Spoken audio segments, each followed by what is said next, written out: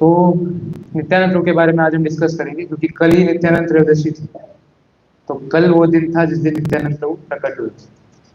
तो मैं इससे बता देता हूँ, जैसे ऑल्टर में आपने देखा होगा तो नित्यानंद प्रभु और चैतन्य महाप्रभु हमारे मंदिर में दो दो इटीज है, दोनों हाथ ऊपर करके खड़े हैं, नित्यानंद प्रभु और चैतन्य महाप्रभु। तो चैतन्य महाप्रभु जो है वो भगवान कृष्ण है स्वयं, और नित्यानंद प्रभु जो है वो भगवान बलराम के अवतार। तो नित्यानंद प्रभु यानी कि बलराम जी, तो भगवान जब भी अवतार लेते तो बलराम जी उनके साथ अवतार लेते, उनकी लीलाओं में सहायता करते। अब कलयुग में चैतन्य महाप्रभु आए थे, भगवान कृष्ण आए थे अपनी ही भक्ति का प्रचार करने, तो उसके लिए नित्यानंद प्रभु उनके साथ आए थे।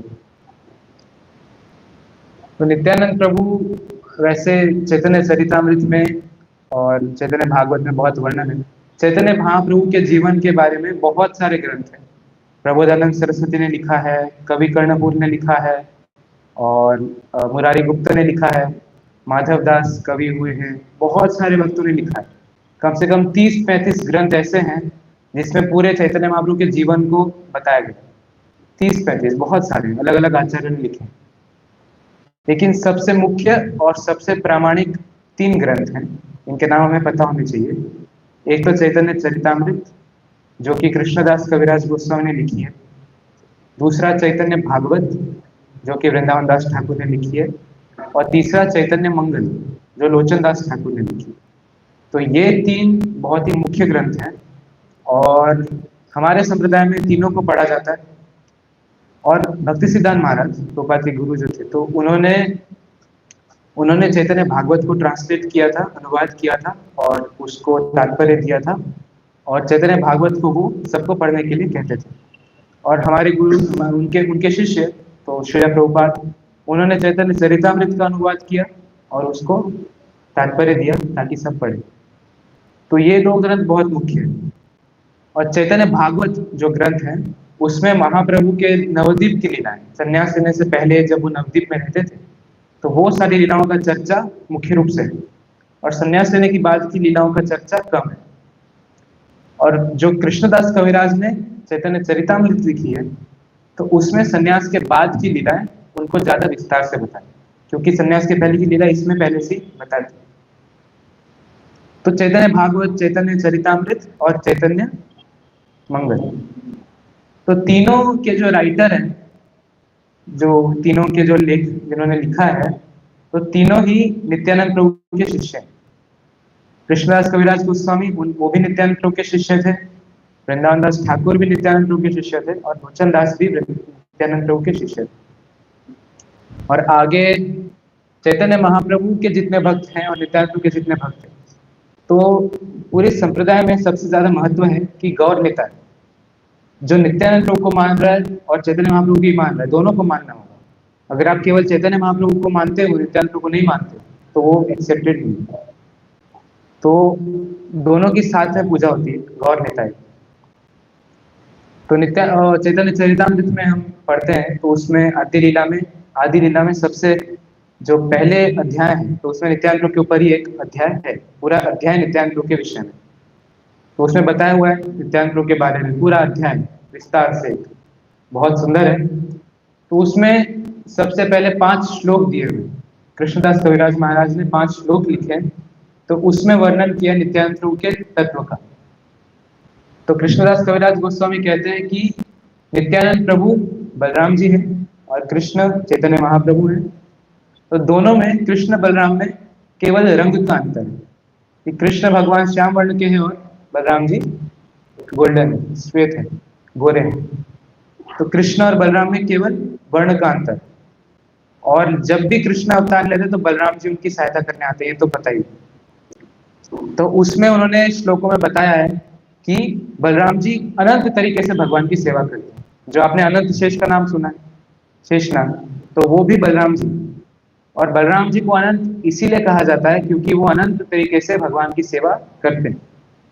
तो वो कृष्णदास कविराज लिख रहे हैं श्लोकों में कि जब भगवान अवतार लेते हैं तो बलराम जी उनके साथ अवतार लेते हैं। इसके अलावा भी बलराम जी हमेशा अवतार लेते हैं, कि मतलब गोलोक में भगवान बलराम है, वहां से नारायण आते हैं, नारायण से संकर्षण आते हैं, उनसे महाविष्णु आते हैं, महाविष्णु से गर्भोदकशाही विष्णु आते हैं, फिर क्षीरोदक्षाय विष्णु आते हैं। तो पूरा संसार जैसे सृजन होता है, तो वो पूरा बलराम जी का कार्य है, वो पूरा बलराम जी के द्वारा किया जाता है। और इसके अलावा भी बलराम जी 5 रूप, 5 रसों में भगवान की सेवा करते हैं। जैसे शांत रस में बलराम जी सेवा करते हैं, तो शांत रस में जैसे भगवान के धाम में जो, या भगवान के मंदिर में जो खंबे हैं, या भगवान के मंदिर की जो जमीन है, भगवान के पर्दे हैं, भगवान के दरवाजे हैं, भगवान का मुकुट, भगवान का वस्त्र, कुछ आचार्य तो ऐसा लिखते हैं कि भगवान का जो दिव्य शरीर है वो भी बलराम जी ही है। तो भगवान का एक एक, मतलब गोलोक में आप जाएंगे तो एक एक कण जो है वो बलराम जी। शांत रस में बलराम जी सेवा करते हैं। फिर दास्य रस में बलराम जी कैसे सेवा करते हैं? लक्ष्मण जी के रूप में। तो बड़े भ्राता की सेवा कर रहे हैं, राजा की सेवा कर रहे हैं, तो लक्ष्मण जी के रूप में सेवा कर रहे हैं। और वैसे बलराम जी के रूप में भी कई बार भगवान के पैर दबाते हैं बलराम जी, बड़े भाई हैं फिर भी। फिर सख्य रस है, तो साख्य रस ऐसे है क्योंकि बलराम और कृष्ण भाई हैं, तो भाई हैं तो साथ में वृंदावन में खेलते भी थे, कई असुर का वध किया उन्होंने साथ में, द्वारका में साथ में रहते थे। और वात्सल्य रस भी है। वात्सल्य मतलब माता पिता, यानी कि बड़े हैं, बलराम जी बड़े भाई हैं, तो हमेशा ध्यान रखते हैं कि कृष्ण को कुछ कष्ट ना हो। और माधुर्य में भी बलराम जी सेवा करते हैं। राधा रानी की जो छोटी बहन है अनंग मंजरी, मंजरियों का काम होता है कि गोपियों की सेवा करना। तो राधा रानी की छोटी बहन है अनंग मंजरी, तो वो बलराम जी हैं। तो बलराम जी वहां भी कृष्ण और राधा की सेवा करते हैं माधुर्य रस में। और अनंत रूपों में यमुनाचार्य स्तुति करते हैं कि भगवान का आसन, भगवान का बिस्तर, भगवान की चप्पल, सब कुछ बलराम जी हैं। और कुछ आचार्य ऐसा कहते हैं कि जो गरुड़ जी हैं भगवान के वाहन, वो भी बलराम जी के विस्तार हैं। हालांकि गरुड़ जी अलग व्यक्ति है, लेकिन कई आचार्य ऐसा नहीं। तो मतलब कहने का अर्थ है कि भगवान की सेवा में एक एक चीज जो भी है सब बलराम जी का विस्तार है। क्योंकि भगवान, जो भगवान है, उनको पूरी तरह से सेवा कर पाना किसी के लिए संभव नहीं। भगवान अनंत है, तो उनकी सेवा कोई नहीं कर सकता पूरी तरह से। लेकिन बलराम जी ही एक ऐसे व्यक्ति है, भगवान ने ही अपना विस्तार किया, भगवान स्वयं ही बलराम जी बने ताकि वो अपनी संसार को पता चले कि सेवा कैसे करते। तो इसलिए बलराम जी अनंत रूपों में भगवान की सेवा करते। तो ये सब कृष्णदास कविराज महाराज बता रहे हैं चैतन्य चरितामृत में, और बहुत सुंदर तरीके से प्रभुपाद के भी उसमें तात्पर्य है। और फिर चैतन्य भागवत में, चैतन्य भागवत जो कि वृंदावन दास ठाकुर ने लिखी है, तो चैतन्य भागवत अगर हम पढ़ेंगे तो उसमें चैतन्य महाप्रभु की लीलाएं तो हैं, और उसमें नित्यानंद प्रभु का गुणगान बहुत अधिक है, बहुत भर भर के। क्योंकि वृंदावन दास ठाकुर नित्यानंद प्रभु के शिष्य हैं, तो वो अपने आप को रोक नहीं पाते हैं, हर चैप्टर में नित्यानंद प्रभु के बारे में गुणगान आता है। तो आप पढ़ेंगे तो आपको नित्यानंद प्रभु के बारे में हर चैप्टर मिलेगा। तो चैतन्य भागवत बहुत ही सुंदर है। तो हम थोड़ा सा डिस्कस करेंगे। नित्यानंद प्रभु और चैतन्य महाप्रभु अलग अलग जगह उन्होंने जन्म लिया। महाप्रभु नवदीप मायापुर में जन्म लिए थे, और नित्यानंद प्रभु ने एका चक्र में जन्म लिया। एका चक्र एक गांव है, नवदीप से बहुत दूर है, तो वहां पे नित्यानंद प्रभु ने जन्म लिया था। नित्यानंद प्रभु चैतन्य महाप्रभु से 12 साल बड़े थे उम्र में। तो नित्यानंद प्रभु ने वहां पे जन्म लिया एका चक्र गांव में। आज भी वहां पे एक मंदिर है, बहुत सुंदर है जगह। और उनके माता पिता थे हड़ाई पंडित और पद्मावती देवी। तो उन्होंने भगवान से प्रार्थना की थी कि हमें पुत्र चाहिए, तो नित्यानंद प्रभु प्रकट हुए थे। और नित्यानंद प्रभु जो प्रकट हुए थे, तो वो बचपन से, जैसे खेल खेल में वो खेलते थे, तो बच्चे थे छोटे से, तो उन्होंने कभी पढ़ाई नहीं की, कभी कुछ ऐसे विद्यालय गए नहीं, लेकिन वो खेलते थे तो भगवान की लीलाओं का अभिनय करते थे। कभी अघासुर की लीला, कभी रामचंद्र की लीला। और बहुत सुंदर वर्णन है चैतन्य चरितामृत में। एक बार जब छोटे से बच्चे थे, निताई, निताई बोलते थे उनको, तो रामचंद्र की लीला का नाटक चल रहा था, तो वो लक्ष्मण बने थे और बेहोश हो गए थे। तो वो वाला सीन चल रहा था कि जब इंद्रजीत ने लक्ष्मण को बाण मारा तो लक्ष्मण बेहोश हो गए।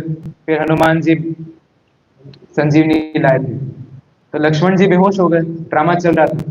और नित्यानंद प्रभु ये सब अरेंज कर रहे कि तुम ऐसे करना, तुम ऐसे करना। तो लक्ष्मण जी बेहोश हो गए, और फिर जब बेहोश हुए तो युद्ध चल रहा था, सब बेहोश हो गए। तो लक्ष्मण जी बेहोश हुए तो सबको लगा कि पता नहीं सही में बेहोश हो गए, उठ ही नहीं रहे। तो उतने में हड़ाई पंडित और सब लोग आ गए, उठ ही नहीं रहे थे, उनको उठाया, पानी मारा। उनको कुछ नहीं हुआ, वो सच में बेहोश हो गए, वैद्य को बुलाने वाले थे। तो फिर किसी को याद आया कि नहीं नहीं, एक काम करते हैं, वो बच्चे जड़ी बूटी लेने गए, जो हनुमान बना था वो बच्चा। तो बच्चा जड़ी बूटी लेके आया, उनको सुंघाया, तो नित्यानंद प्रभु उठ गए। तो सब लोग जो गांव वाले थे वो सोचते थे कि ऐसे कैसे छोटा सा बच्चा है और ये सभी लीलाएं भगवान की जानता है। तो सब लोग, वो नित्यानंद प्रभु थे, नित्यानंद प्रभु ने कहा कि ये तो मेरी ही लीला है, मुझे नहीं पता होगी तो किसको पता होगा। तो नित्यानंद प्रभु ऐसे बचपन में बहुत मधुर लीलाएं करते थे। और नित्यानंद प्रभु के पिता जो थे हड़ाई पंडित, वो उनसे बहुत ही आसक्त थे, मतलब बहुत प्रेम करते थे। तो इसलिए उन्होंने कभी उनको स्कूल जाने नहीं दिया कि आप स्कूल, तुम स्कूल मत जाओ, विद्यालय मत जाओ, तो मैं तुमसे विरह सहन नहीं कर पाऊँ। तो बचपन से ऐसे नित्यानंद प्रभु खेलते थे, और सभी एका चक्र के लोग नित्यानंद प्रभु को देख के अचंभित हो जाते थे कि ये कैसे, इतना छोटा सा बच्चा कैसे इतना सब कुछ इसको पता। एक बार क्या हुआ कि एक सन्यासी आए। अगर आप परंपरा, भगवत गीता में वो परंपरा दी हुई, तो उसमें आप देखेंगे तो माधवेंद्रपुरी के गुरु हैं लक्ष्मीपति। तो लक्ष्मीपति तीर्थ माधवेंद्रपुरी के गुरु थे। तो एक बार वो भ्रमण करते हुए एका चक्र आए थे। तो उन्होंने कहा कि, हड़ाई पंडित से कहा, एक लक्ष्मीपति ने, कि मैं यात्रा कर रहा हूँ, तो मुझे अपने साथ यात्रा करने के लिए एक ब्रह्मचारी चाहिए। तो आपका एक पुत्र बहुत अच्छा है, मुझे दे दो। तो हड़ाई पंडित ने सोचा कि अब इन्होंने पुत्र मांग लिया, देना तो पड़ेगा, मांग लिया है तो बहुत दुखी हुए वो, लेकिन उनको देना पड़ा क्योंकि वचन दिया था कि आप कुछ भी मांगिए मैं आपको देता हूँ। तो उन्होंने फिर लक्ष्मीपति तीर्थ को नित्यानंद प्रभु दे दी, और बहुत छोटी उम्र में नित्यानंद प्रभु उनके साथ चले गए। और जैसे नित्यानंद प्रभु गए तो हड़ाई पंडित बहुत विरह में थे। जैसे रामायण में वर्णन आता है कि रामचंद्र जी जब चले गए, राम और लक्ष्मण, तो दशरथ महाराज विरह के कारण ही मर गए, उन्होंने शरीर छोड़ दिया। तो वैसे ही यहाँ पे फिर जब चले गए नित्यानंद प्रभु लक्ष्मीपति के साथ, तो फिर नित्यानंद प्रभु लक्ष्मीपति के साथ चले गए, तो फिर थोड़े दिनों बाद हड़ाई पंडित बहुत विरह में थे, तो विरह सहन नहीं कर पाए, वो बहुत कष्ट में थे। और यहाँ पर क्या हुआ कि नित्यानंद प्रभु लक्ष्मीपति तीर्थ के साथ गए, और ब्रह्मचारी के रूप में लक्ष्मीपति तीर्थ के साथ रहते थे। उनके शिष्य थे, उन्हीं के शिष्य बन गए। तो नित्यानंद प्रभु और लक्ष्मीपति तीर्थ पूरा भ्रमण कर रहे थे भारत भर में। तो चैतन्य चरितामृत में भी और चैतन्य भागवत में भी वर्णन है कि नित्यानंद प्रभु सब जगह गए, मतलब बद्रिकाश्रम, वृंदावन, और नीचे बंगाल में तो निकले थे, मायापुर से निकले थे, तो जगन्नाथपुरी, श्रीशैलम, हर जगह नित्यानंद प्रभु ने भ्रमण किया पूरे भारत में। और भ्रमण करते हुए जब नित्यानंद प्रभु वृंदावन आए, तो जब नित्यानंद प्रभु वृंदावन आए तो वृंदावन में उन्होंने काफी समय बिताया, बहुत समय वृंदावन में रहे। और वो प्रतीक्षा कर रहे थे कि कब चैतन्य महाप्रभु जन्म लेंगे, कब वो बड़े होंगे, और जब चैतन्य महाप्रभु संकीर्तन की लीला प्रकट करेंगे तब मैं उनके पास जाऊंगा। क्योंकि नित्यानंद चैतन्य महाप्रभु जब बड़े हो रहे थे तो पहले निमाई पंडित थे, तो वो एक स्कॉलर के रूप में थे। निमाई पंडित थे तो एक बहुत ही विद्वान पंडित थे, छोटे ही थे, तो बहुत पढ़ाई करते थे, व्याकरण, संस्कृत और शिक्षा देते थे नवद्वीप में। लेकिन अभी तक वो उन्होंने भक्ति का प्रचार या भक्ति चालू नहीं की। तो फिर एक बार वो ईश्वरपुरी से मिले, और फिर उन्होंने थोड़ा उनसे बात किया, दीक्षा ली। और दीक्षा लेने के बाद चैतन्य महाप्रभु फिर पढ़ाई वढ़ाई सब छोड़ के और अपने सब शिष्यों को उन्होंने कृष्ण भक्ति पढ़ाना चालू कर दिया। फिर महाप्रभु दिन रात कीर्तन करते। तो जब महाप्रभु दिन रात कीर्तन करना चालू किया, तो जब ये लीला चालू की महाप्रभु ने, तब नित्यानंद प्रभु ने कहा वृंदावन से कि हाँ, अब मैं मायापुर जाके महाप्रभु से मिलता हूँ। तो एक बार क्या हुआ कि चैतन्य महाप्रभु थे मायापुर में भक्तों के साथ, तो उनको सपना आया। तो सपने में उन्होंने बलराम जी को देखा, और बलराम जी आ रहे थे बड़े से रथ पर। तो बलराम जी ने कहा कि कल मैं आपसे मिलूंगा। और ये इतना सपना देख करके चैतन्य महाप्रभु की आंखें खुल गई। तो उन्होंने फिर सभी भक्तों को बोला उसी दिन कि कोई महान व्यक्ति आए हैं, आप सब जाइए और पूरे नवद्वीप में छान मारिए कहाँ है महान व्यक्ति, और उनको मेरे पास लेकर आइए। तो सब भक्त चले गए, सब भक्त नहीं, हरिदास ठाकुर गए थे, और दो भक्तों को भेजा था उन्होंने, तो वो गए छान मारने। तो उन्होंने हर जगह ढूंढा, भक्तों के घर में और अभक्तों के घर में, नास्तिक लोगों के घर में, मायावादियों के घर में, और नीच से नीच जो भी मिलता था, किसी किसी का घर नहीं छोड़ा, सबके घर गए, पर कहीं उनको नित्यानंद प्रभु मिले नहीं। नित्यानंद प्रभु नवद्वीप में आ गए थे लेकिन किसी को मिले नहीं। तो उन्होंने बोला महाप्रभु से कि हमें तो कहीं मिले नहीं नित्यानंद प्रभु। तो महाप्रभु ने बोला कि वो इतना सरल नहीं उनको ढूंढना। महाप्रभु बताना चाहते थे कि नित्यानंद प्रभु को प्राप्त करना इतना सरल नहीं, किसी के हाथ में नहीं आने चाहते महाप्रभु, नित्यानंद प्रभु किसी के हाथ में नहीं आ सकते। तो महाप्रभु गए और वो जो उनका घर था, श्रीवास ठाकुर का घर, उसका बेस थोड़ा कम कर दिया। तो महाप्रभु श्रीवास आंगन से गए, और अगर आज भी आप जाएंगे इस तरफ मायापुर मंदिर की तरफ, तो इस्कॉन मायापुर आता है। इस्कॉन मायापुर के थोड़ा और आगे गंगा घाट है, तो गंगा घाट के बिल्कुल सामने नंदन आचार्य का घर। तो चैतन्य महाप्रभु सीधा योग पीठ से नंदन आचार्य के घर गए, और उनके घर गए तो सामने नित्यानंद प्रभु खड़े थे। तो नंदन आचार्य के घर गए चैतन्य महाप्रभु सभी लोग, और सामने नित्यानंद प्रभु खड़े थे। तो नंदन आचार्य के घर पर प्रथम बार चैतन्य महाप्रभु और नित्यानंद प्रभु का मिलन हुआ। तो इसका कारण यह है कि नित्यानंद प्रभु जब नवद्वीप आए तो सबसे पहले चैतन्य महाप्रभु को देखना चाहते थे, इसलिए उन्होंने अपने आप को छुप गए। तो वहां पे नित्यानंद प्रभु से मिले चैतन्य महाप्रभु, और जैसे ही नित्यानंद प्रभु ने चैतन्य महाप्रभु को देखा और चैतन्य महाप्रभु ने नित्यानंद प्रभु को देखा, तो दोनों कई देर तक तो कुछ बोले नहीं पाए, दोनों एकदम स्तब्ध खड़े हो गए। और फिर जोर से कीर्तन चालू हुआ, फिर दोनों भ्राता नाचने लगे। अभी तक चैतन्य महाप्रभु ने संकीर्तन की लीला प्रारंभ नहीं की। महाप्रभु संकीर्तन का प्रचार करने आए थे, लेकिन उन्होंने प्रारंभ नहीं की थी क्योंकि उनके साथ नित्यानंद प्रभु नहीं थे। अभी तक नित्यानंद प्रभु कभी उनके साथ आए नहीं थे, हर अवतार में होते हैं। नित्यानंद प्रभु मिसिंग थे, इसलिए उन्होंने लीला चालू नहीं की। तो अब नित्यानंद प्रभु आ गए, और जब मिले थे तो नित्यानंद प्रभु बेहोश हो गए। नित्यानंद प्रभु बेहोश हो गए और महाप्रभु की गोद में उनका सर था। तो वहां पर कई ड्यूटीज खड़े थे, अद्वैत आचार्य थे, गदाधर पंडित थे। तो अद्वैत आचार्य को पता है कि ये कृष्ण है, गदाधर पंडित है, उनको भी पता है कि ये कृष्ण है और बलराम है। तो उन्होंने देखा कि नित्यानंद प्रभु गिर गए और चैतन्य महाप्रभु की गोद में उनका सर है। तो सब मन में सोचने लगे कि वैसे तो शेषनाग के गोद में नारायण रहते हैं, लेकिन आज नारायण बैठे उनके गोद में नित्यानंद प्रभु लेटे हुए। तो भक्त लोग आपस में चर्चा कर रहे थे, और बहुत कीर्तन हुआ फिर, और गौर निताय इस तरह से मिले। तो प्रथम बार गौर निताय का इस तरह से मिलन हुआ। और फिर अगले ही दिन क्या था, गुरु पूर्णिमा थी। तो सब लोगों ने बोला कि चलो श्रीवास आचार्य के घर पे गुरु पूर्णिमा, व्यासदेव की पूजा हम करेंगे। तो अगले दिन श्रीवास ठाकुर के घर पे व्यासदेव की पूजा हुई। तो अब गेस्ट आए थे, नित्यानंद प्रभु नए नए आए, और महाप्रभु उनको शुरू से श्रीपाद कह के बुलाते कि सुनो श्रीपाद। तो जब व्यास पूजा करने लगे तो नित्यानंद प्रभु को माला दी कि आप व्यासदेव को माला पहनाइए, व्यासदेव की रीति को माला पहनाइए। तो नित्यानंद प्रभु को हाथ में माला दी, बोला व्यासदेव को पहनाइए माला। तो नित्यानंद प्रभु ने माला हाथ में ले ली और इधर उधर देख रहे थे। तो सब लोग बोले कि ये माला क्यों नहीं पहना रहे व्यासदेव को। तो चैतन्य महाप्रभु ने कान में जाके बोला कि नित्यानंद प्रभु व्यासदेव को माला पहनाइए श्रीपाद। तो नित्यानंद प्रभु ने थोड़ा सोचा और फिर माला चैतन्य महाप्रभु के गले में डाली। तो वो व्यास पूजा के अवसर पे उन्होंने फिर चैतन्य महाप्रभु के गले में माला डाली, ना कि व्यासदेव के गले में।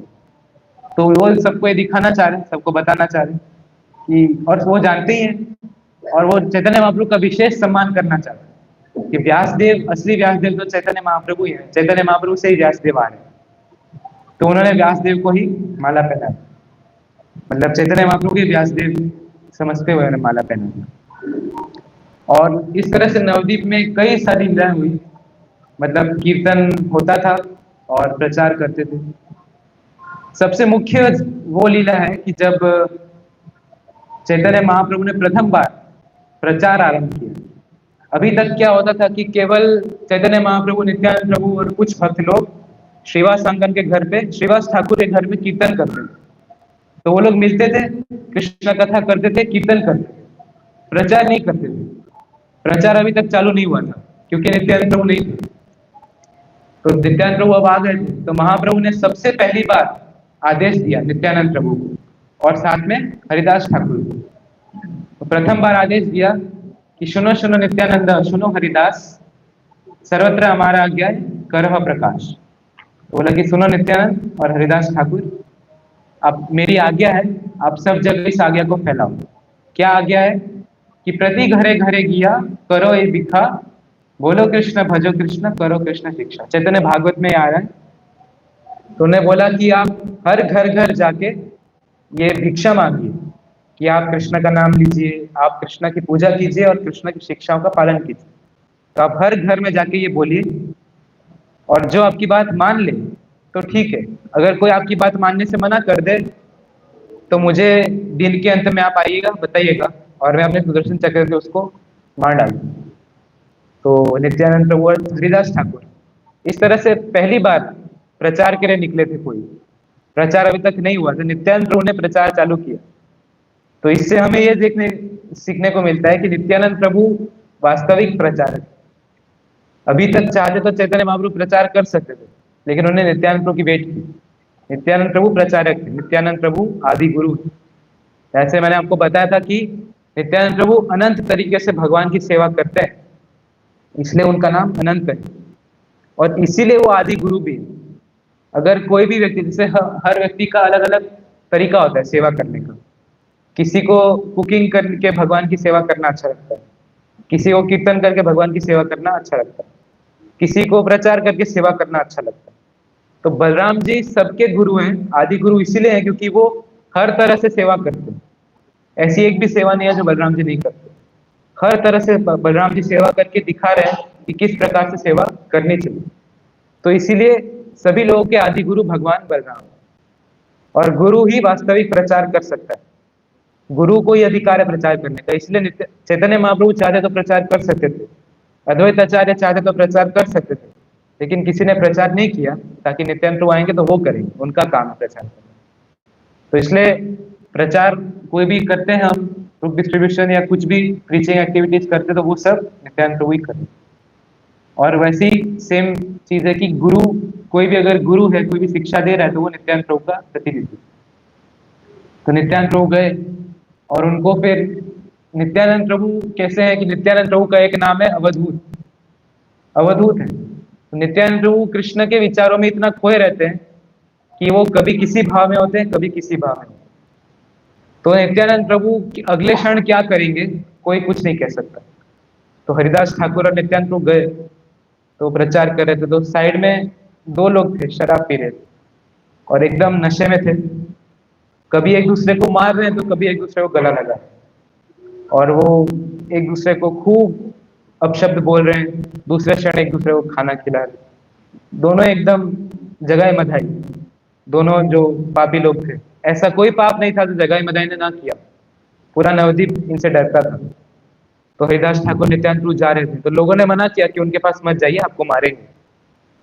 तो हरिदास ठाकुर ने बोला कि नित्यानंद प्रभु आप रहने दो, वो मारेंगे, इससे अच्छा किसी और के पास जाते। लेकिन नित्यानंद प्रभु ने बोला नहीं, मैं इन्हीं के पास जाऊंगा, और अगर मैं इनके पास गया और अगर ये लोगों ने भगवान का एक बार भी नाम ले लिया, तो भगवान चैतन्य महाप्रभु का जो मिशन है वो सार्थक हो जाए। कि सबसे पतित आत्मा ने भगवान का नाम ले लिया, मतलब किसी को छोड़ा नहीं गया। तो अगर ये लोग के पास मैं भगवान का मैसेज लेके जाऊंगा तो मेरा नाम सार्थक है।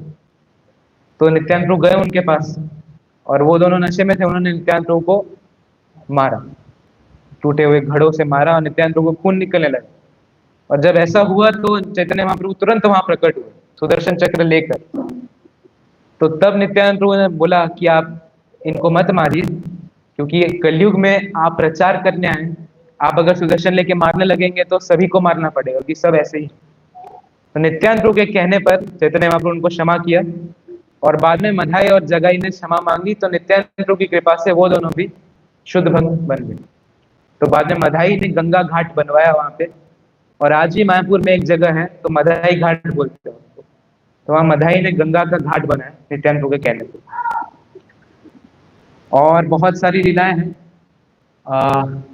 नित्यानंद प्रभु और चैतन्य महाप्रभु मुख्य दो व्यक्ति थे, क्योंकि अद्वैताचार्य सबसे पहले जैसे हमने डिस्कस किया था, अद्वैताचार्य लीडर थे।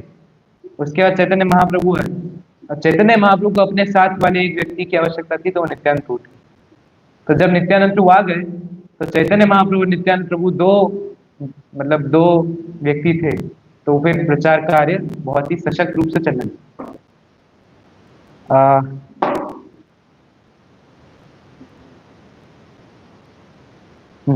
तो चैतन्य महाप्रभु और नित्यानंद प्रभु, अब कोई भी कार्य होता था तो नित्यानंद प्रभु से पूछ कर ही चैतन्य महाप्रभु करते, और नित्यानंद प्रभु की सहमति लेके करते थे। तो जब महाप्रभु को संन्यास भी लेना था, तो उन्होंने नित्यानंद प्रभु को ही सबसे पहले बताया कि मेरी ऐसी इच्छा है, मैं संन्यास लेना चाहता हूँ। तो नित्यानंद प्रभु ने कहा कि अगर आपकी ऐसी इच्छा है तो आपको तो कोई रोक नहीं सकता, आप तो पूर्ण तरह से स्वतंत्र हैं, तो आपकी जैसी इच्छा। पर नित्यानंद प्रभु बहुत ही दुखी हो गए। नित्यानंद प्रभु, वर्णन आता है चैतन्य भागवत में, नित्यानंद प्रभु बहुत दुखी थे, लेकिन उन्होंने कहा कि भगवान का मिशन तो यही था, तो इसलिए नित्यानंद प्रभु कुछ बोले नहीं।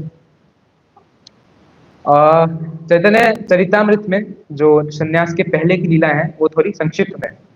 तो आप चैतन्य चरितामृत पढ़ेंगे तो उसमें लिखा है कृष्णदास कविराज ने कि संन्यास के पहले की लीला जो है वो चैतन्य भागवत में वृंदावन दास ठाकुर बहुत विस्तार से बता चुके हैं। तो आपको वो लीला पढ़नी है तो आप चैतन्य भागवत पढ़िए, और बाकी उन्होंने संन्यास के बाद की लीला पे फोकस किया चैतन्य चरितामृत। तो चैतन्य भागवत में कई लीला नित्यानंद प्रभु की। तो जब नित्यानंद प्रभु आए थे पहली बार, तो चैतन्य महाप्रभु ने श्रीवास ठाकुर को चुना कि श्रीवास आचार्य के घर पर नित्यानंद प्रभु रहेंगे, उन्हीं का घर, श्रीवास आचार्य के घर पे ही रहेंगे।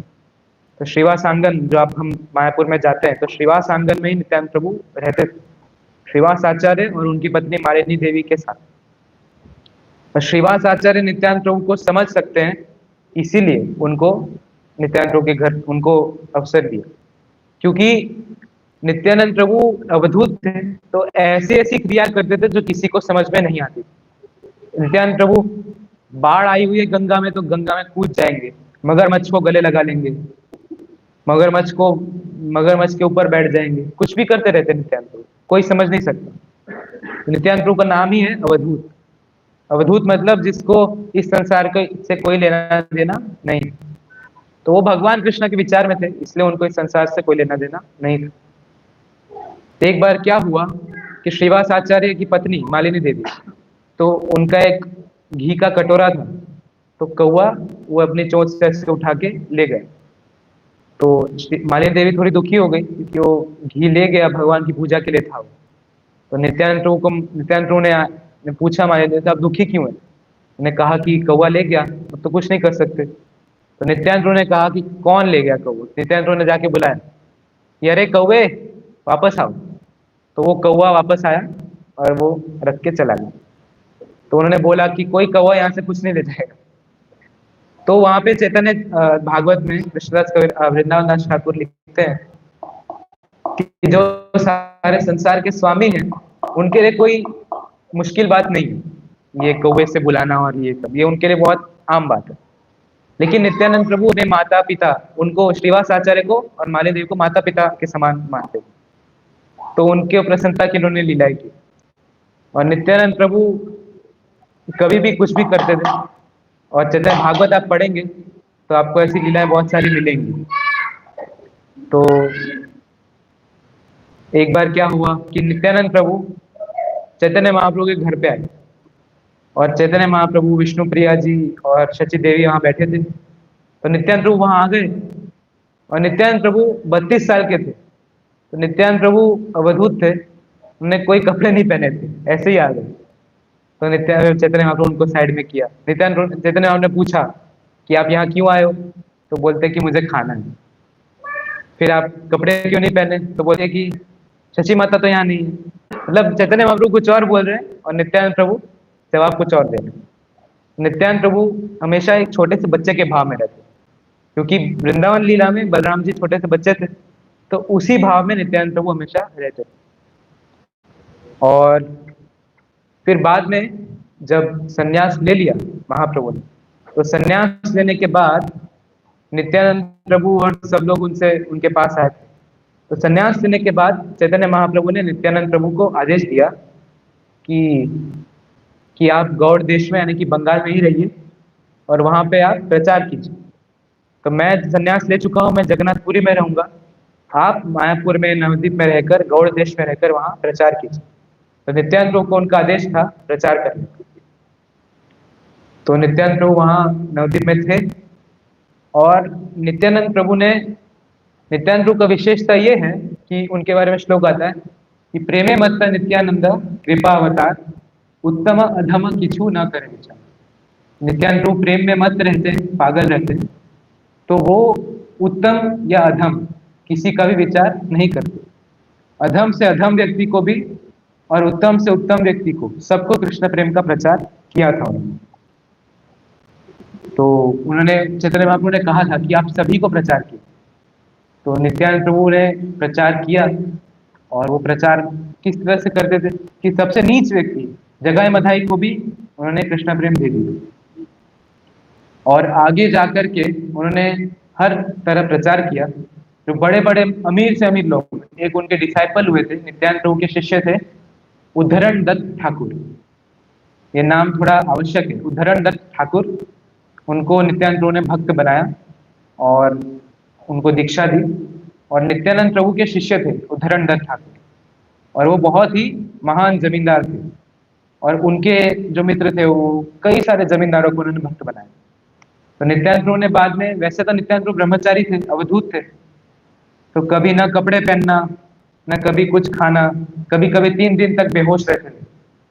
लेकिन जब महाप्रभु उनको आदेश दिया कि आप प्रचार कीजिए, अधम से अधम को भी प्रचार कीजिए, उत्तम से उत्तम को प्रचार कीजिए, तो उन्होंने कहा कि आप थोड़ा एक टीम बनाइए, अच्छे से प्रीचिंग कीजिए। तो महाप्रभु का आदेश मिलने पे नित्यानंद प्रभु ने क्या किया, नित्यानंद प्रभु ने फिर अपना ब्रह्मचर्य छोड़ा, नित्यानंद प्रभु ने विवाह किया। तो नित्यानंद प्रभु की 2 पत्नी थी, जाह्नवा देवी और वसुधा देवी। तो 2 पत्नियों से विवाह किया और खड़दा में, एक मायापुर में जगह, खड़दा मायापुर नहीं मतलब गौड़ मंडल जगह खड़दा, तो वहां पे बड़ा सा महल उन्होंने बनवाया और बहुत ही वैभव में रहने लगे। जैसे अगर आपको अमीरों को प्रचार करना है, बड़े बड़े लोगों को प्रचार करना है, तो आपको भी थोड़ा बड़ा बड़ा ऐसे बनना पड़ेगा। तो फिर नित्यानंद प्रभु महल में रहने लगे और एकदम प्रॉपर 2 पत्नियां हैं उनकी। वो दोनों तो उनकी पत्नियां रेवती माता और वारुणी देवी, रेवती देवी वारुणी देवी बलराम जी की पत्नी है, तो वही दोनों नित्यानंद प्रभु की पत्नियां हैं। तो उन्होंने विवाह किया और फिर नित्यानंद प्रभु पूरे वैभव में रहते, मतलब 10-10 अंगूठी पहन के, पूरे सोने के आभूषण धारण करके और फिर प्रचार करते थे। तो फिर उन्होंने कई लोगों को उस समय भक्त बनाए। तो उनमें से एक थे उद्धरण दत्त ठाकुर। उद्धरण दत्त ठाकुर का क्या काम था, वो स्वर्णमणि, सुनार थे। और फिर उद्धरण दत्त ठाकुर के ही परिवार में आगे प्रभुपाद जी प्रकट हुए। तो उद्धरण ठाकुर नित्यानंद प्रभु के डिसाइपल, उनके लाइन में ही। और बाद में नित्यानंद प्रभु हर साल पूरी जाते थे और रथ यात्रा में चैतन्य महाप्रभु के साथ लीलाएं करते थे, नृत्य करते थे। और जब एक बार नित्यानंद प्रभु यहीं पे थे अपना मायापुर में, तो कुछ डाकुओं ने सोचा कि ये इतने सारे आभूषण पहने नित्यानंद प्रभु ने, पैर से लेकर सर तक, और हाथ में इतनी सारी अंगूठियां, इतने सारे स्वर्ण। तो 2 डाकू, मतलब डाकू थे, उन्होंने सोचा कि अब इनको हम लूट लेते इसको। तो नित्यानंद प्रभु एक भक्त के घर पे थे, तो भक्त के घर पे थे तो वो लोग बाहर खड़े थे, दूर से देख रहे थे कि कब घर के सारे लाइट, मतलब जो भी प्रकाश है वो बंद हो, सब लोग सो जाएंगे, तो हम घुस करके सारे जो हीरे मोतियां चुरा लें। तो उन्होंने सोचा कि ठीक है, वेट करते। तो वेट कर रहे थे कि लाइट कब बंद होगी, और वेट करते करते सब डाकू सो गए। तो वो उठे तो देखा यार सो गए, तो एक दूसरे को बोलने लगे, तू सोया पहले। बोला कि कोई बात नहीं, आज रहने देते, कल फिर से आएंगे। तो फिर से आए, तो उन सबने प्लानिंग कर ली कि हाँ, उसका कान का कुंडल जो है मैं लूंगा, उसका नेकलेस मेरा है, कंगन मैं लूंगा, उसके सोने के हार मैं लूंगा, उसका मोती वाला हार मैं लूंगा। और सब लोग पूरी तैयारी के साथ आए। उन्होंने सोचा कि कल हम सो गए क्योंकि काली देवी की पूजा नहीं की थी हमने, तो हम आज काली माता की पूजा करके आएंगे। तो पूरी पूजा करके आए और बैठे, तो वहां पे बैठे रहे। तो थोड़ी देर बाद सब प्रकाश बंद हो गया, सब सो गए। तो बहुत दूर थे, पास जाने लगे तो मैं देखा कि घर के बाहर बड़े बड़े पहलवान सब पहरा दे रहे, और 4 हाथों वाले पहलवान, बड़े बड़े, एकदम 10-10 फुट के, और इतने बड़े पहलवान है कि एक ही उन सबको मार गए। तो उन्होंने दूर से ही देखा कि इतने बड़े बड़े पहलवान हैं, सब माला कर रहे हैं और भगवान का नाम ले रहे हैं, 4-4 हाथ वाले हैं। तो उन्होंने सोचा कि नहीं, अब नहीं जाना। वो बहुत डर गए, वापस आए। फिर तीसरे दिन फिर से आए, तो अस्त्र शस्त्र लेके आए, और गैंग वाले और आ गए सब, तो सब आ गए। तो उस दिन उन्होंने देखा कि हाँ, आज नहीं है पहरेदार, पहरेदार नहीं है। तो टाइम का वेट करने के, टाइम जब हो गया, सब सो गए, तो भयानक आंधी आई, और ऐसी आंधी आई कि उन सबके आंख में कुछ नहीं दिख रहा, ऐसा लग रहा है कि धूल चली गई, पता नहीं, सब बेहोश हो गए, बहुत भयंकर आंधी है। और फिर अगली सुबह ऐसी आंधी आई कि कोई कुएं में गिर गया, कोई कहीं चला गया, कोई उधर उड़ गया, और भयानक, मतलब अंधेरा ऐसा छाया कि अलग अलग तरह के जानवरों ने उनको घेर लिया। और बड़ा निर्दयता से सभी जानवरों ने उनको जगह जगह नोच के, काट के, तो उनको इतना भयंकर अनुभव हुआ। तो सुबह वो लोग उठे तो उन्होंने जाके सबने नित्यानंद से क्षमा मांगी। नित्यानंद ने क्षमा कर दिया, और फिर नित्यानंद ने उनको भी भक्त बना दिया। बोला कि आज से चोरी डकैती मत करना। तो सब लोगों ने उनको सरेंडर कर दिया और उनके भक्त बन गए। तो आगे से वो भी फिर सेवक बन गए कि कहीं भी अगर कुछ दिक्कत होगी तो हम अपना सहायता करें। तो नित्यानंद प्रभु ने ऐसे किए। नित्यानंद प्रभु की बहुत सुंदर लीलाएं हैं चैतन्य भागवत में। ऐसे ही अनेक लीलाएं करते हुए नित्यानंद प्रभु ने भ्रमण भी किया था। जैसे बलराम जी भ्रमण करने निकल गए थे कुरुक्षेत्र के युद्ध में, तो नित्यानंद प्रभु ने भ्रमण किया था। तो वो श्रीशैलम गए, श्रीशैलम में शिव पार्वती का मंदिर, तो वहां पे पार्वती जी ने स्वयं नित्यानंद प्रभु के लिए कुकिंग किया, क्योंकि शिव जी के आराध्य देव नित्यानंद प्रभु ही। तो वहां पे शिव जी के दर्शन किए। फिर दक्षिण भारत में श्रीरंगम, श्रीमुष्णम और फिर रामेश्वरम, सब जगह गए। वहां पे, यहाँ गुजरात में द्वारका, और फिर कौन सी जगह है वो, सिद्धपुर, सिद्धपुर आए थे। और फिर पूरा भारत उन्होंने भ्रमण किया था। एक और बहुत ही महत्वपूर्ण लीला है कि जब रघुनाथ दास गोस्वामी, षट गोस्वामी से एक रघुनाथ दास गोस्वामी थे, तो वो बहुत ही, उनके माता पिता, उनका खानदान बहुत अमीर था। तो वो वृंदावन जाना चाहते थे, मतलब वो महाप्रभु के पास जाना चाहते थे। महाप्रभु ने बोला कि अभी बाद में आओ, तो आपके घर वाले जब, उनके साथ रहो, आपके घर वाले जब शरीर छोड़ देंगे तो बाद में आना। तो रघुनाथ दास गोस्वामी को ऐसा कहा था। तो रघुनाथ दास गोस्वामी एक बार जा रहे थे, तो नित्यानंद प्रभु बरगद के पेड़ के नीचे बैठे हुए थे अपने सभी शिष्यों के साथ। तो नित्यानंद प्रभु ने उनको दूर से बुलाया, ए चोर। तो रघुनाथ दास गोस्वामी ने कहा कि मैं चोर, मैं तो आपका भक्त हूँ, मैंने कहाँ चोरी कर ली। तो वो पास में आए डरते, उन्होंने पूछा कि मैं चोर। उन्होंने बोला कि हाँ, चोर हो तुम, क्योंकि चैतन्य महाप्रभु जो है वो मेरी संपत्ति है, वो मेरे मेरे हैं चैतन्य महाप्रभु। और तुमने मेरे से पूछे बिना चैतन्य महाप्रभु को स्वीकार किया, चैतन्य महाप्रभु के पास जा रहे, चैतन्य महाप्रभु शिक्षा लेना चाहते मेरे पास आए बिना। तो उन्होंने रघुनाथ दास गोस्वामी को दंड दिया कि जाओ, तुम्हारे दंड है कि मेरे भक्तों को तुम दही चीड़ा खिलाओ। तो रघुनाथ दास गोस्वामी खुश हो गए। नित्यानंद प्रभु का दंड भी ऐसा है कि वैष्णव सेवा करो। तो नित्यानंद प्रभु का दंड सुन के रघुनाथ दास गोस्वामी खुश हो गए और बहुत बड़ा उत्सव फिर मनाया। तो उस उत्सव में सब जगह के वैष्णव को उन्होंने बुलाया और बहुत दही चीड़ा का फीस्ट हुआ। आज भी मनाते हैं वो उत्सव। तो तब नित्यानंद प्रभु ने कहा कि हाँ, ठीक ठीक। और फिर ऐसे ही जब नित्यानंद महाप्रभु संन्यास लेने के बाद प्रथम बार जगन्नाथपुरी जा रहे थे, तो रास्ते में नित्यानंद प्रभु ने अपना दंड अपने सेवक को दिया, जगदानंद पंडित को। तो जगदानंद पंडित को दिया और उनको बोला कि संभाल के रखना। तो फिर जगन्नाथ पंडित ने दंड दे दिया, साथ में नित्यानंद प्रभु भी थे। तो चैतन्य महाप्रभु ने दंडा नित्यानंद प्रभु को नहीं दिया, जगदानंद पंडित को दिया। तो ये देख के नित्यानंद प्रभु को थोड़ा बुरा लगा कि मुझे नहीं दिया। तो जगन्नाथ पंडित के पास था, वो बोला संभाल के रखना। तो अभी अभी तो संन्यास लिया था महाप्रभु, तो नया दंड है। महाप्रभु गए नदी में स्नान करने, और फिर तो महाप्रभु गए स्नान करने, नित्यानंद प्रभु ने बोला जगदानंद पंडित से कि लाओ दंड दो। तो जगन्नाथ पंडित ने दिया नहीं। नित्यानंद प्रभु ने कहा दंड दे दो जल्दी से। तो अब नित्यानंद प्रभु के आगे जगदानंद पंडित कुछ बोले नहीं, तो जगन्नाथ पंडित ने फिर थोड़ा दे दिया, दे दिया। लेकिन नित्यानंद प्रभु को अगर आप कुछ मना करें, नित्यानंद प्रभु सीधा मारेंगे। और जगन्नाथ पंडित ने दे दिया। अब नित्यानंद दंड हाथ में लिया और मैंने सोचा कि मेरे जो महाप्रभु हैं तो उनका नाम विश्वम्भर है। विश्वम्भर था, विश्वम्भर मतलब जो विश्व को धारण करते हैं, जो विश्व का पालन करते हैं। तो जो पूरे विश्व का पालन करते हैं तो वो एक दंड उठा के चलेंगे, ये दंड वो उठा के चलेंगे, इतना सा दंड। जो विश्व को धारण करते हैं उनके हाथ में दंड क्या, मतलब किस काम का है? तो उन्होंने बोला कि दंड फालतू है। उन्होंने दंड तोड़ दिया और तोड़ के सीधा नदी में डाल दिया। तो महाप्रभु वापस आए तो उनसे पूछा कि मेरा दंड कहाँ है?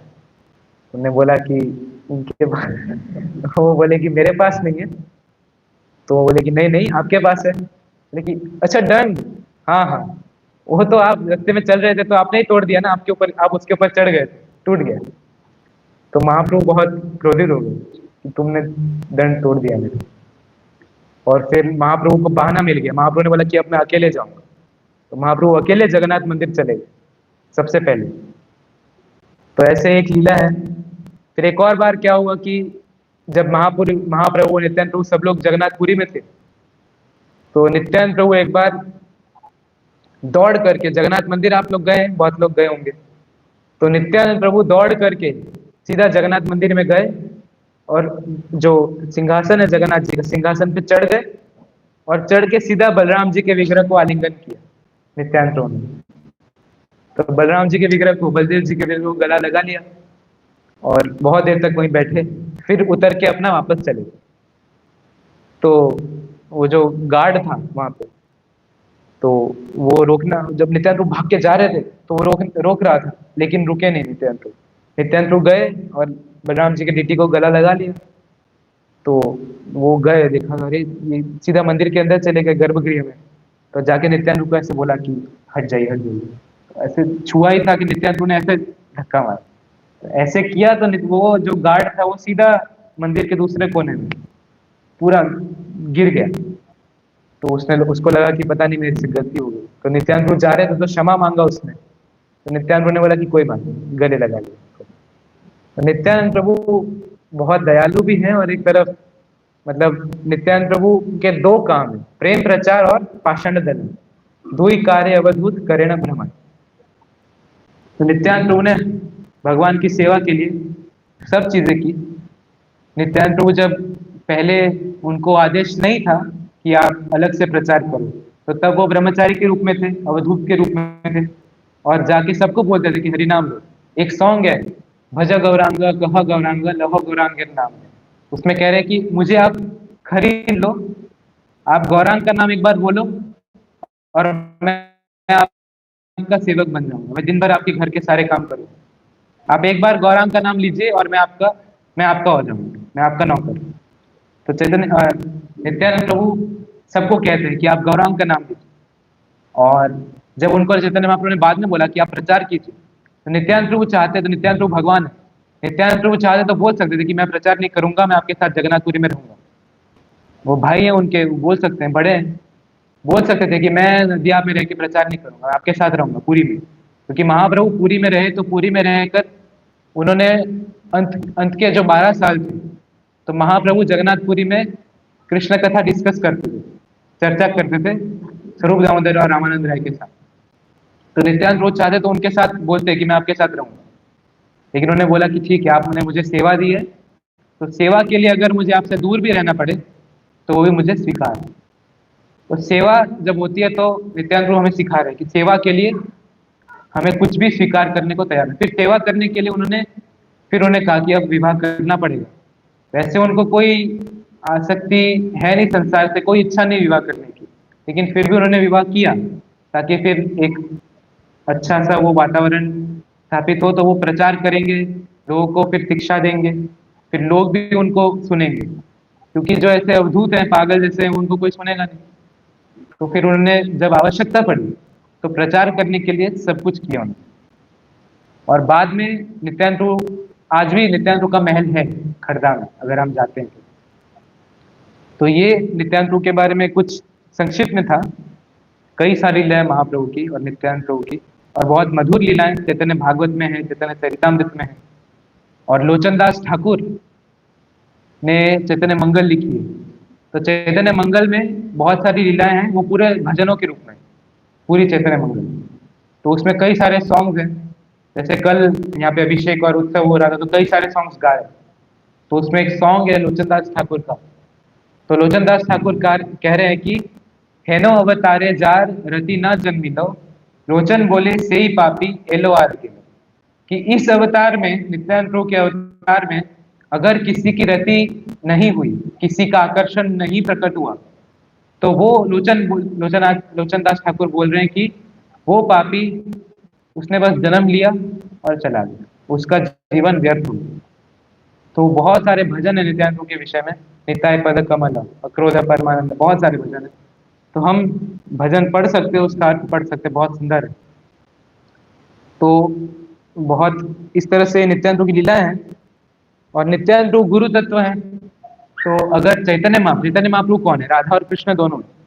तो अगर चैतन्य महाप्रभु के पास जाना है तो नित्यानंद प्रभु सबसे पहले नित्यानंद प्रभु के चरण पकड़ने।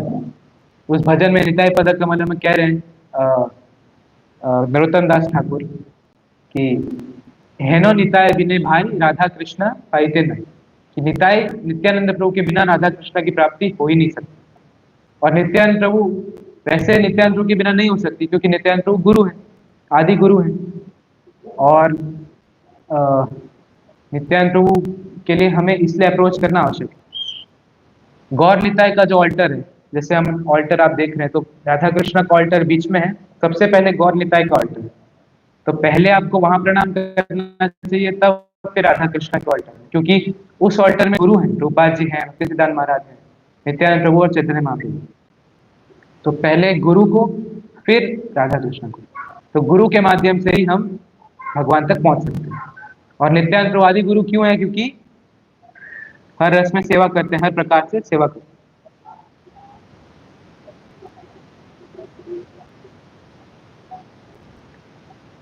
तो बाद में फिर नित्यानंद प्रभु एका चक्र में ही थे, तो उन्होंने वहीं पे, उनकी लीटी है बांका राय, तो बांका राय के विग्रह में नित्यानंद प्रभु ने प्रवेश कर लिया। जैसे चैतन्य महाप्रभु ने टोटा गोपीनाथ के शरीर में प्रवेश किया, तो वैसे ही नित्यानंद प्रभु ने बांका राय के शरीर में प्रवेश किया और इस तरह से वापस चले गए।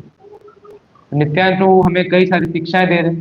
जैसे हमने देखा कि प्रचार कार्य जो है गुरु का कार्य है, और फिर जो अगर भगवान तक पहुंचना है तो पहले नित्यानंद प्रभु को अप्रोच करना हो। ठीक है, हरे कृष्ण। श्री नित्यानंद प्रभु की जय।